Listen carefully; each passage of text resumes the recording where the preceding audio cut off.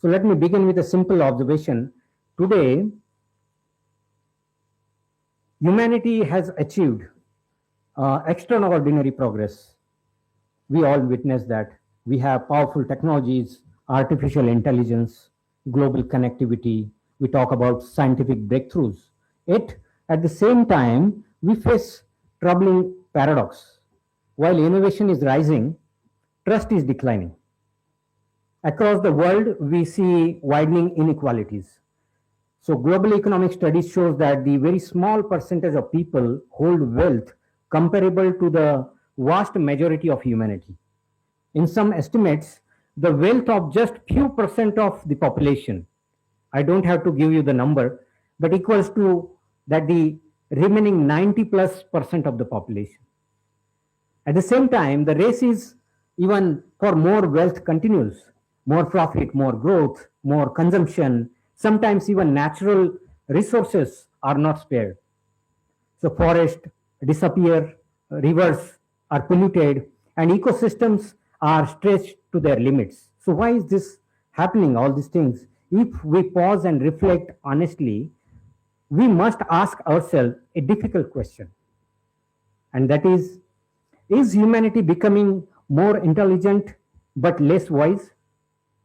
In many sectors, we see declining public trust, corporate scandals, financial frauds, data privacy violations, institutions that once were respected suddenly losing credibility.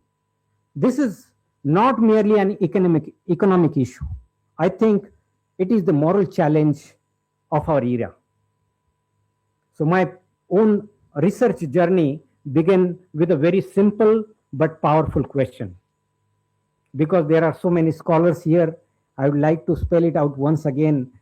So every research starts with a very simple thought or observation. And for me, it was what makes a business morally right? Being, entrepreneur and working closely with the corporate sector since last 25 or 30 years. So what makes the business morally right? That was the real question. Not just profitable, not just legally compliant, but truly righteous. This question did not come from a textbook. It came from my life. Many years ago, I watched a global technology leader appearing before a government hearing related to a major data privacy controversy once I worked with. Here was someone admired across the world for innovation and brilliance. At that moment, he was not defending a technological mistake. He was struggling to explain the moral failure. That moment stayed with me. It forced me to ask a deeper question. How can brilliant organizations with talented people and sophisticated systems still make decisions that damage the trust? Why do ethical failures continues even when we have so many rules and compliance frameworks? And most importantly, how do we prevent them? So that is the real question. My curiosity was also shaped by something very personal.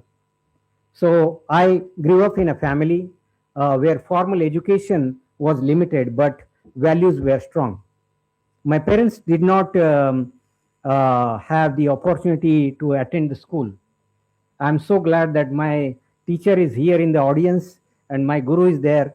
So he's the one who gave us the education. My parents and my gurus did not have the opportunity to do so many things that they believed, and they often told us something very simple. Being right is more important. I repeat, being right is more important than being rich. So those words stayed with me. Later, as an entrepreneur working in the technology sector for more than 2 decades, I witnessed both sides of the corporate world: brilliance, innovation, success, and whatnot, but also pressure, competition, and sometimes moral compromises. And I began asking myself, why do some organizations consistently do the right things while other fails? Is there something deeper than compliance that guides ethical leadership? And my this curiosity eventually evolved into my doctoral research. The central idea I explored was something I call universal righteousness principles, or simply URP. The core idea is very simple. Rules and policies are important, but they are not sufficient. Ethical governance requires something very deeper, an inner moral compass that can guide decisions makers to do the right things, even when no one is watching. So that is very important. You do many times we do right things when someone is watching us, but righteousness is something to do things right, morally right, when no one is watching us. And my research therefore asked a very central question: can universal moral principles strengthen corporate governance and build greater trust among the stakeholders? Because the audience today, once again, I said many scholars and researchers, please allow me to briefly share how this inquiry was conducted and I adopted. Since Kanchi sir is here, I'm looking forward for his feedback also. I adopted a mixed method research design, sir. This means the study should combine qualitative insights with quantitative evidence or validation. First, I conducted in-depth conversation with more than 150 experts. This includes business leaders, governance specialists, board members, and scholars. Instead of asking a technical question, I ask something very simple. What makes governance truly ethical? And another question, what is missing in today's systems? The answers were fascinating. Across industries and professions, certain words appeared again and again: integrity, intent, responsibility, humanity. And from this conversation, three major pillars of universal righteousness principles began to emerge: ethics, leadership, and inclusivity. But research cannot rely on only conversations, right? It also requires empirical validation.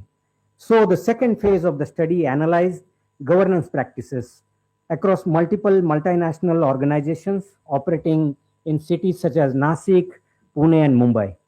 Large volume of stakeholders, feedback, and organizational data were examined. The result revealed something very powerful. Organizations where ethical awareness was stronger tended to demonstrate better governance practices and stronger stakeholder trust. In simple terms, when leaders act with righteousness, governance becomes stronger. So walk the talk in short terms. And when governance becomes stronger, the trust grows. However, I wanted to go beyond the observation, and that was my case study. I wanted to see whether ethical awareness could actually be strengthened deliberately. So this word deliberately is very important. So I designed a structured awareness program on URP. Participants were evaluated before and after the program.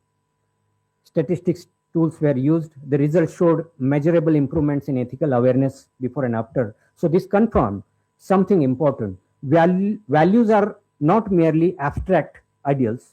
They can be cultivated through education, dialogues, and reflection. So we must be vocal about that. And when that happens, governance culture improves.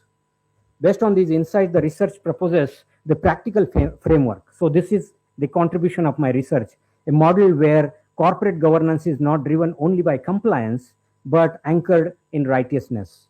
Because compliance answers the question, as we know, tick mark, tick, tick, tick.